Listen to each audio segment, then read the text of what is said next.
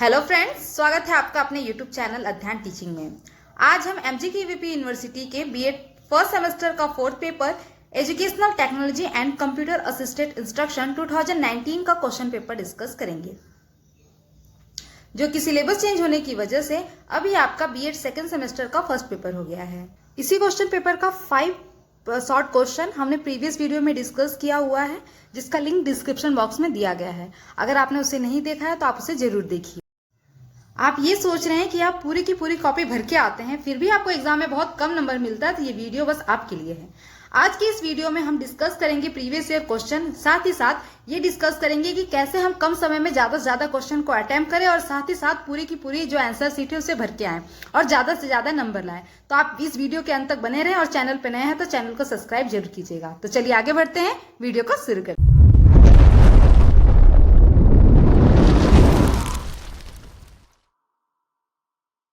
Previous video में हमने कुछ क्वेश्चन डिस्कस किया था, जो कुछ इस प्रकार है: कठोर उपागम, शाब्दिक संप्रेषण, बुनियादी शिक्षा प्रतिमान, अभिक्रमित अनुदेशन के सिद्धांत और साइट। देखिए, ये कुछ क्वेश्चन ऐसे फेमस क्वेश्चन है जो हर साल पूछा ही जाता है।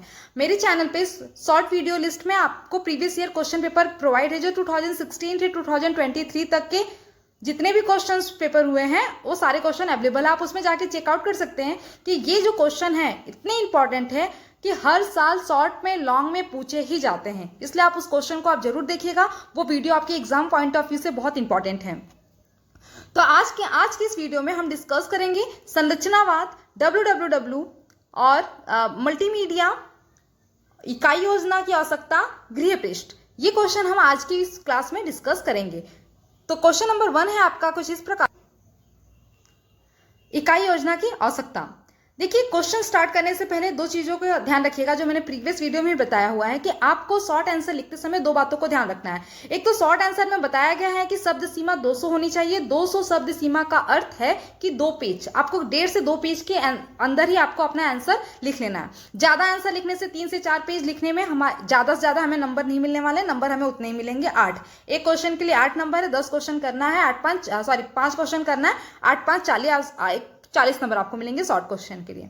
ठीक है, तो आपको क्या करना है कि आपको 200 वर्ड बोले हैं तो 200 वर्ड का मतलब है कि 2 पेज में ही लिखना है। 1.5 से 2 पेज के अंदर आपको आंसर अपना कंप्लीट करना है। दूसरी चीज ये है कि आप जो अपना आंसर लिखिएगा, हेडिंग लिखिएगा, तो वो हिंदी इंग्लिश दोनों में लिखिएगा। इकाई योजना की आवश्यकता, नीड ऑफ यूनिट प्लान, ये दोनों लिखिएगा। इससे एग्जामिनर पे काफी अच्छा इंप्रेशन पड़ता है।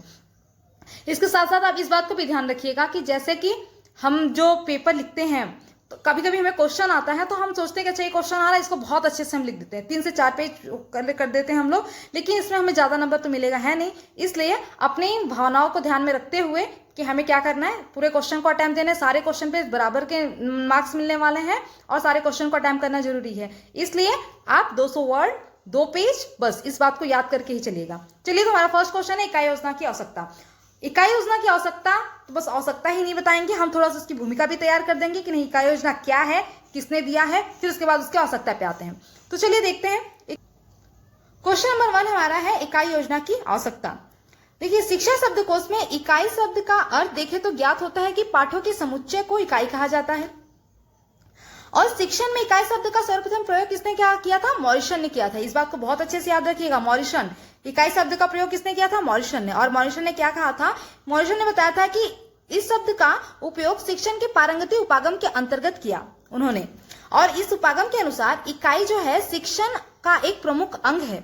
किसी स्तर पर विद्यार्थी तब भी पारंगत बन सकता है जब उसको विषय वस्तु का पूर्ण ज्ञान हो, और इसके लिए आवश्यक है कि विषय वस्तु को योजनापूर्ण तरीके से प्रस्तुत किया जाए।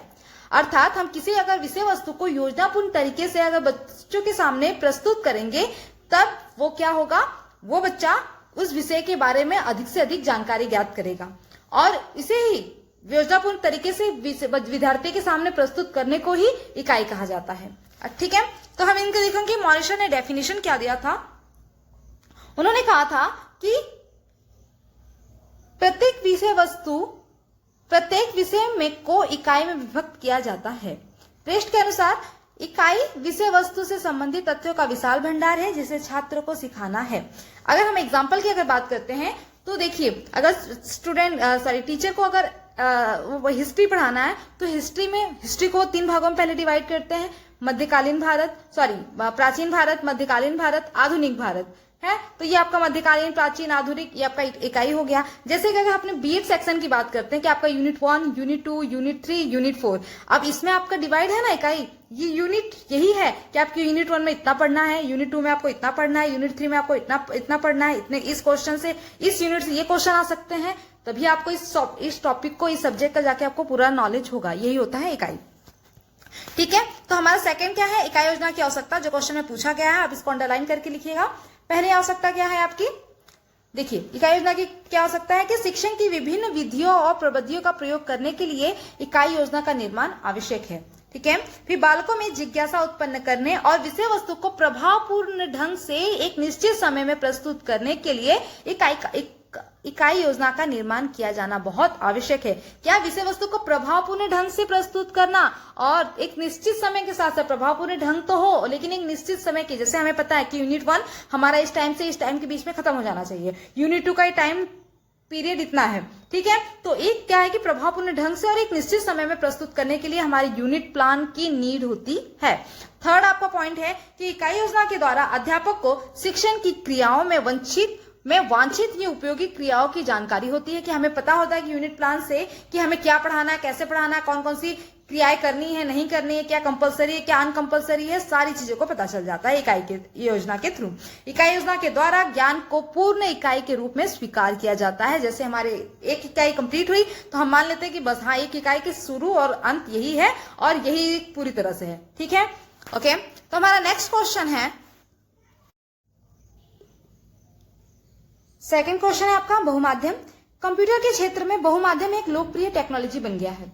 वर्तमान समय में मल्टीमीडिया, देखिए बहुमाध्यम जिसे मल्टीमीडिया कहा जाता है इंग्लिश में, 2 शब्दों से मिलकर बना है, मल्टी तथा मीडिया। मल्टी का अर्थ होता है बहु तथा मीडिया का अर्थ होता है माध्यम। अर्थात हम कह सकते हैं कि बहुमाध्यम का उपयोग सभी क्षेत्र में किया जाता है, अर्थात मल्टीमीडिया का उपयोग सभी क्षेत्र में किया जाता है। कौन कौन से क्षेत्र में, जैसे व्यवसाय में, सिनेमा में, शिक्षा, फैशन, डिजाइन, विज्ञापन, मार्केटिंग, कॉर्पोरेट, ये सारे जो फील्ड है, सभी फील्ड में क्या किया जाता है, मल्टीमीडिया का यूज किया जाता है। ठीक है, तो देखते हैं कि ये सब जो है आपका, देखिए मल्टीमीडिया है। मल्टीमीडिया का मतलब क्या होता है कि आपका audio, video, text, graphics, image, सभी का कॉम्बिनेशन एक साथ हो। ठीक है, तो देखते हैं हमारा शिक्षण में हमारे क्या है, मल्टीमीडिया का यूज क्या है।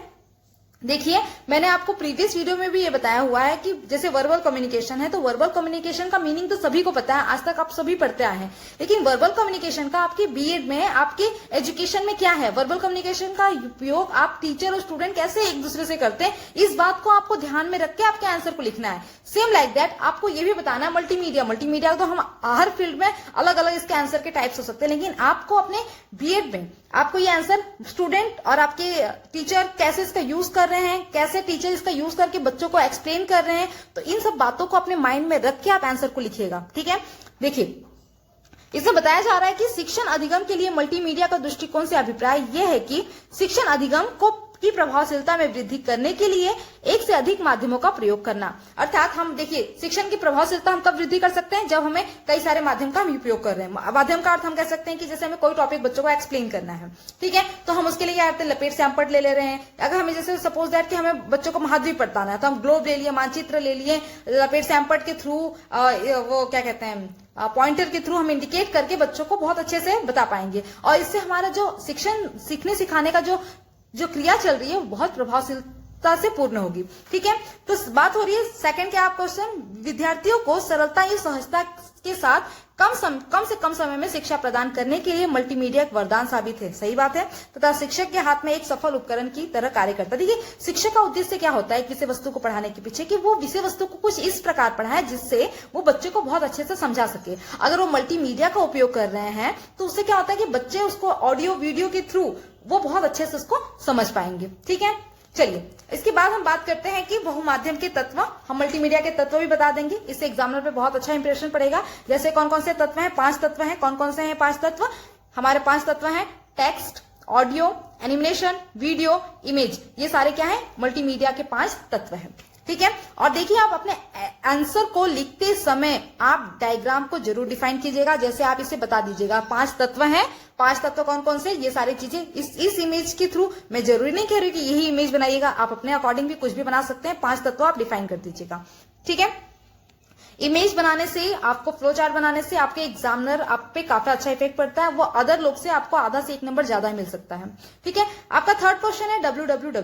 देखिए www का पूरा नाम है वर्ल्ड वाइड वेब, और ये इंटरनेट एक सर्विस है जिसे W3 या वेब भी कहा जाता है। www जो है दुनिया भर की वेबसाइट का एक एड्रेस का एक कलेक्शन है जिसके द्वारा HTML में बनाए गए विभिन्न प्रकार के डॉक्यूमेंट आपस में हाइपरलिंक के माध्यम से जुड़े होते हैं। हाइपरलिंक क्या होता है? हाइपरलिंक एक ऐसा टेक्स्ट होता है जिसको आप क्लिक करते हैं, अगर आपने ध्यान दिया होगा तो आप क्लिक करते हैं, अगर वो ब्लू है तो वो रेड हो जाएगा, ठीक है। तो वो क्या होता है, टेक्स्ट होता है जिसके थ्रू आप क्लिक करके एक दूसरे से दूसरे पेज पे जा सकते हैं। जैसे आपने वेबसाइट पे कोई भी होगा इमेज देख रहे हैं तो आप नेक्स्ट पे जैसे उस पे क्लिक करेंगे तो नेक्स्ट पेज पे वो जंप कर जाएगा ऑटोमेटिक, उसे कहा जाता है हाइपरलिंक, ठीक है। HTML डॉक्यूमेंट अर्थात वेब पेज जो विभिन्न प्रकार के इमेज, टेक्स्ट, ऑडियो और वीडियो फाइल से बने होते हैं। अब बात आती है HTML की, तो HTML एक आपका लैंग्वेज है जिसका फुल फॉर्म है हाइपरटेक्स्ट मार्कअप लैंग्वेज, ठीक है। फिर इसके बाद आती है www। इंफॉर्मेशन को एक जगह से दूसरी जगह भेजने के लिए हाइपरटेक्स्ट ट्रांसफर प्रोटोकॉल का यूज करते हैं। जैसे अगर आपने किसी चीज को सर्च किया होगा तो www.com अगर कोई भी है, जैसे हिंदी.com है, कोई भी एग्जाम है, सरकारी रिजल्ट.com है, अगर कुछ भी आप इसको सर्च कर रहे हैं तो HTTP लिख के आता है। HTTP का फुल फॉर्म होता है हाइपरटेक्स्ट ट्रांसफर प्रोटोकॉल, ठीक है। और जो इसके थ्रू वो एक जगह से दूसरी जगह तक इंफॉर्मेशन को भेजने की कोशिश करता है, उपयोग करता है। फिर इसके बाद हम बात करते हैं www की खोज यानी वर्ल्ड वाइड वेब की खोज किसने की थी? तो इन्हें टिम बेर्नर्स-ली और रॉबर्ट कैल्यू ने इसका 1989 में इसका खोज किया था। बहुत इंपॉर्टेंट नाम है, इसे याद रखिएगा, ये आपके आंसर में जान डाल देगा। ये दो नाम, टिम बेर्नर्स-ली और रॉबर्ट कैल्यू ने इसे 1989 में इसकी खोज की थी। और जो बात करती है टिम बेर्नर्स-ली ने, जो थे बेर्नर्स-ली कंप्यूटर वैज्ञानिक थे, उनका जन्म लंदन में हुआ था और इन्होंने यूरोपीय रिसर्च ऑर्गेनाइजेशन जेनेवा स्विट्जरलैंड में इन्होंने कार्य करते हुए 1989 में www का आविष्कार किया, जिसे 1992 में रिलीज किया गया। देखिए इसका आविष्कार हुआ था 1989 में, बट इसको रिलीज कब किया गया था? 1992 में, ओके। इसके बाद आपका थर्ड क्वेश्चन है, नेक्स्ट क्वेश्चन है आपका संरचनावाद। देखिए संरचनावाद की अगर बात करें तो मनोविज्ञान में संरचनावाद को विश्वविद्यालय में पनपने वाला प्रथम स्कूल माना गया है। और इस विचारधारा के प्रवर्तक कौन है? विलियम वुंट तथा टीचनर विलियम वुंट के स्टूडेंट थे। विलियम वुंट ने मनोविज्ञान के स्वरूप को प्रयोगात्मक बनाया और इन्होंने 1879 में लिमजिंग विश्वविद्यालय में मनोविज्ञान की प्रथम प्रयोगशाला की स्थापना की। ओके, इस विधि का प्रमुख लक्ष्य था वैज्ञानिक विधि से चेतन अनुभव का अध्ययन करना। इसे अंतःदर्शन या अंतःनिरीक्षणवाद या अस्तित्ववाद की भी संज्ञा दी गई है। आपको याद रखना है, बहुत ज्यादा इंपॉर्टेंट है ये अंतःदर्शन। देखिए संरचनावाद को ही अंतःदर्शन, अंतःनिरीक्षणवाद या अस्तित्ववाद की भी संज्ञा दी गई है। ओके, अब ये संरचनावाद है, इसका शिक्षा में क्या योगदान है हम इसे भी देखेंगे कि शिक्षा में इसके क्या क्या योगदान है। संरचनावाद का योगदान शिक्षा तथा शिक्षा मनोविज्ञान के लिए एक परोक्ष है।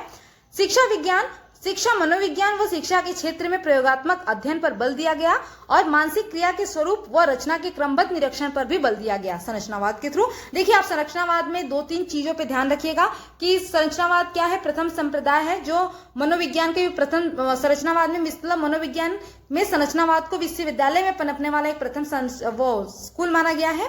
और संरचनावाद की विचारधारा के प्रवर्तक कौन कौन है? विलियम वुंट है और टीचनर है, AB टीचनर जिसका फुल फॉर्म है। और विलियम वुंट जो है वो प्रथम है जिन्होंने मनोविज्ञान की प्रथम प्रयोगशाला के रूप में उसको 1879 में इन्होंने वो स्थापित किया था लिमजिंग विश्वविद्यालय में।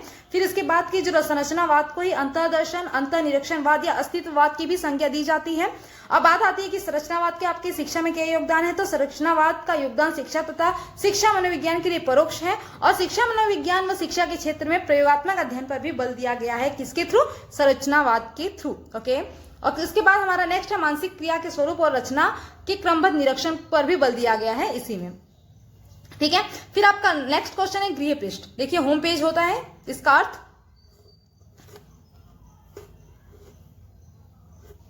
किसी भी वेबसाइट का होम पेज एक वेब पेज होता है जो किसी भी वेबसाइट का मेन पेज होता है जब किसी भी डोमेन यानी hinditerm.com को खोलते हैं, कोई भी आपका एग्जांपल है, आप कुछ भी ले सकते हैं इसकी जगह पे सरकारी रिजल्ट ले सकते हैं या फिर अदर कोई वेबसाइट आप यूज कर सकते हैं। जो आप कंप्यूटर की स्क्रीन पर होम पेज ओपन होता है। होम पेज किसी भी वेबसाइट का डिफॉल्ट वेब पेज होता है जो कि हाइपरटेक्स्ट मार्कअप लैंग्वेज में लिखी होती है। देखिए HTML इसका शॉर्ट फॉर्म है। ये एक लैंग्वेज है, जरूरी नहीं कि इसी लैंग्वेज में लिखी हो, लेकिन बहुत सारे लैंग्वेज में यूज किया जा सकता है वेबसाइट को डेवलप करने के लिए, लेकिन मेन कॉमन लैंग्वेज बस आपका हाइपरटेक्स्ट मार्कअप लैंग्वेज है। ओके, फिर वेबसाइट के मूल पेज को होम पेज कहा जाता है, जो एक प्रोग्रामिंग लैंग्वेज की सहायता से बनाई जा सकती है। होम पेज जो है वो HTML, CSS, जावास्क्रिप्ट और बूटस्ट्रैप फ्रेमवर्क से बनती है। जैसे ही हम लोग किसी भी वेबसाइट को ओपन यानी वेब ब्राउजर पे खोलते हैं तो लिंक में अगर हम hindi.com लिखते हैं तो .com तक अगर URL लिखते हैं तो उसे ही होम पेज कहा जाता है। उसके बाद की जो सभी पेजेस आते हैं उसमें अबाउट अस आता है, कॉन्टेक्ट आता है, सर्विस पेज आता है, इत्यादि सारे पेजेस आते हैं। आपने देखा होगा जैसे कि यहाँ पे एक छोटा सा इमेज है, मैं आपको कर सकती हूँ। देखिए ये जो है एक क्या है, एक होम पेज है। इसके बाद आपने देखा होगा कि इसमें कॉन्टेक्ट आएगा, अबाउट अस आएगा या फिर जो भी उसके और सारी डिटेल्स होंगे वो सारी चीजें आ जाएगी। ठीक है, इस तरह हमारे कुछ क्वेश्चन थे हमने जो डिस्कस किया है। आई होप ये वीडियो आपके लिए काफी हेल्पफुल होगी। देखिए एग्जाम में आप अगर ये वीडियो को एक बार, मैं ये नहीं कह रही हूँ आप कितना भी श्योर सीरीज पढ़ के जाइए, कुछ भी पढ़ के जाइए, आप लिखते वही हैं जो आपके दिमाग में चल रहा है। तो मैंने एक आपको छोटा सा वो with the help of the key point मैंने आपको याद कराने की कोशिश की है ऑडियो फॉर्म में, कि आपको याद हो जाए क्वेश्चन का सोल्यूशन। और ये सारे क्वेश्चन आपके एग्जाम पॉइंट ऑफ व्यू से बहुत इंपॉर्टेंट है।